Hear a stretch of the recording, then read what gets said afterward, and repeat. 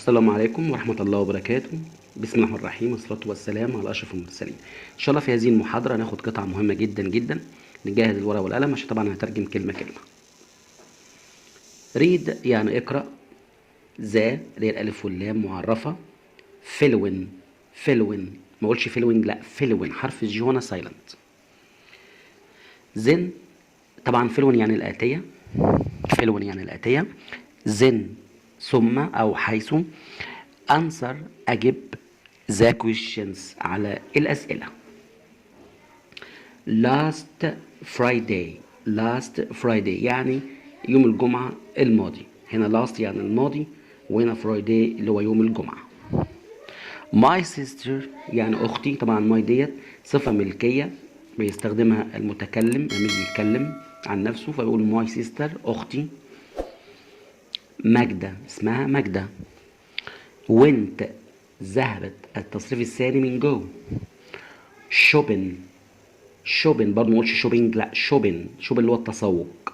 جاي من شوب اللي هو يتسوق. هنا بقى شوبن التسوق نفسه. شي هي.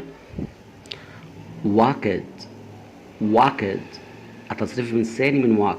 طبعا نلاحظ ان هنا حرف ال يا شطار سايلنت، حرف ال هنا سايلنت عشان جه قبل منه حرف متحرك اللي هو حرف الاي. تو الى ذا ماركت يعني السوق. because it is near لأنه قريب. it دي بتعود على الماركت، يبقى هي ماجدة مشيت على رجليها عشان السوق طبعا قريب. first الأول. she هي. went ذهبت. to the butchers ذهبت إلى الجزار. يبقى أول حاجة هي راحت للبوتشرز اللي هو الجزار. and و bought اشترت. التصريف الثاني من buy. a kilo of meat يعني كيلو من meat اللي هو اللحم. then ثم she هي went to the bakers. ذهبت to the bakers اللي هو الخباز. and و bought اشترت some بعض bread اللي هو الخبز. after that بعد ذلك. after يعني بعد، that ذلك. she هي went ذهبت to the grocers اللي هو البقال. and bought واشترت 10 eggs 10 بيضات. طبعا نلاحظ ان 10 طبعا دي 10 صيغه جمع، لازم الكلمه اللي بعدها تكون في صيغه الجمع عشان 10 ده اكثر من واحد كده جمع، يبقى لازم الكلمه اللي بعدها تكون مضاف لها حرف الاس، تكون في حاله البلورال اللي هو الجمع. يعني ما ينفعش اقول 10 egg، ما ينفعش، لا 10 eggs. and و a kilo of sugar وكيلو من السكر. sugar يعني السكر. but ولكن she didn't find هي لا توجد، هي ما لقيتش او لا توجد rice أرز. my sister يعني أختي. bought اشترت. me اشترت لي. bought me يعني اشترت لي. some بعض medicine اللي هو الدواء أو العلاج. medicine يعني العلاج. for my headache عشان الصداع اللي كان عندي. headache يعني صداع. تمام. نشوف بقى مع بعض شطار الكويشنز الأسئلة. أول سؤال what did my sister buy me يعني أختي اشترت لي إيه. my sister يعني أختي اشترت لي إيه. طبعا نلاحظ شطار إن الجملة في صيغة الباست سيمبل الماضي البسيط، في صيغة الباست فورم صيغة الماضي. ليه؟ عشان هنا did ده هيلب فيرب فعل مساعد. هنا did في صيغة الباست صيغة الماضي. يبقى هنا بيقول لك ماذا اختي اشترت لي ايه؟ نبص كده مع بعض اهو. هنا شطار اهو. my sister اهو bought me اهو. me اشترت لي some medicine. يبقى هنا الاجابه، نقول بقى ايه الاجابه النموذجيه؟ هتبقى my sister يعني اختي bought اهو. كلمه bought اهو.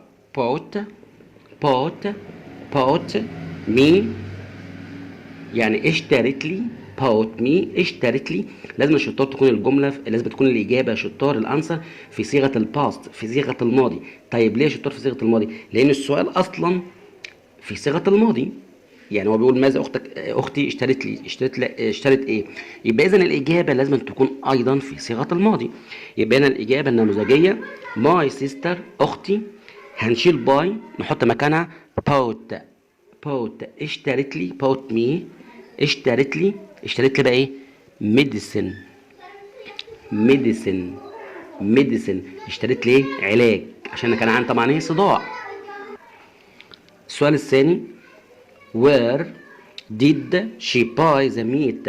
where did she buy the meat يعني من اين، منين حته هي اشترت اللحم. برضو did الجمله السؤال في صيغه الباست الماضي، عشان الهيلب فيرب الفعل المساعد هنا did في صيغه الماضي.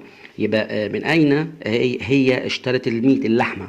شوف كده مع بعض اجابه نموذجيه برضو هتبقى she هي bought اشترت the meat اللحمه from من ايه بقى؟ البوتشر اللي هو الجزار. ده شيء طبيعي، اشترت اللحمه عند الجزار. تمام. بكده حلينا السؤالين. شوف بقى الاسئله الاخرى اللي هي تشوز اختياريه. سؤال رقم نمبر 3 my sister يعني اختي went shopping ذهبت للتسوق سبيس نوت.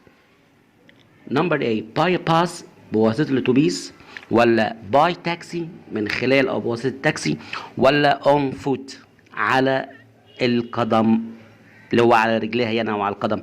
طبعا الإجابة الصحيحة هنشوف الإجابة الصحيحة مع بعض كده شطار، بس نحاول نركز.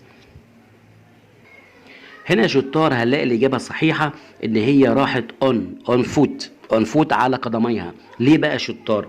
لو تفتكروا أنا قلت ماركت، الماركت السوق because it is near قريب، السوق قريب. هي مشيت أهو، هي طبعا مشيت أهو. she walked هي مشيت to the market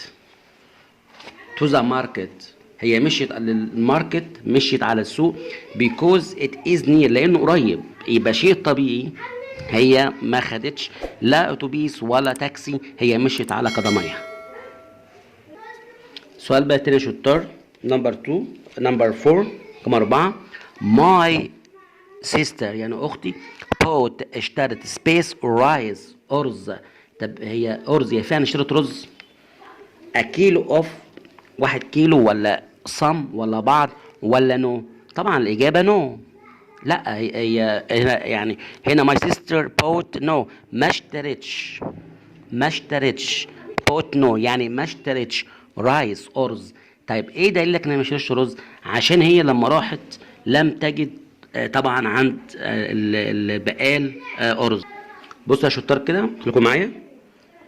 هي didn't find rice يعني هي لا توجد، ما لقيتش او لم تجد رايس ارز، عشان كده هي ما لقيتش رز. يبقى شيء طبيعي no رايس، لا ما اشتريتش ارز. طبعا اتمنى يكون شرحي حاز اجاب حضراتكم. اترككم في رعايه الله ودمتم. طبعا يعني ان شاء الله بامر الله معايا مستواكم هيتحسن ويصل الى الاحتراف بامر الله، ولكن تابعوني على القناه بامر الله ان شاء الله، وسوف تجدوا في تحسن بإذن الله مختلف جدا جدا إن شاء الله. جود باي and I will see you again later. جود باي. أترككم في رعاية الله ودمتم. طبعا ما ننساش اللايك، عشان طبعا اللايك بيعمل على سرعة انتشار الفيديو. لو طبعا مش مشترك نشترك في القناة ونفعل زر الجرس. أترككم في رعاية الله ودمتم.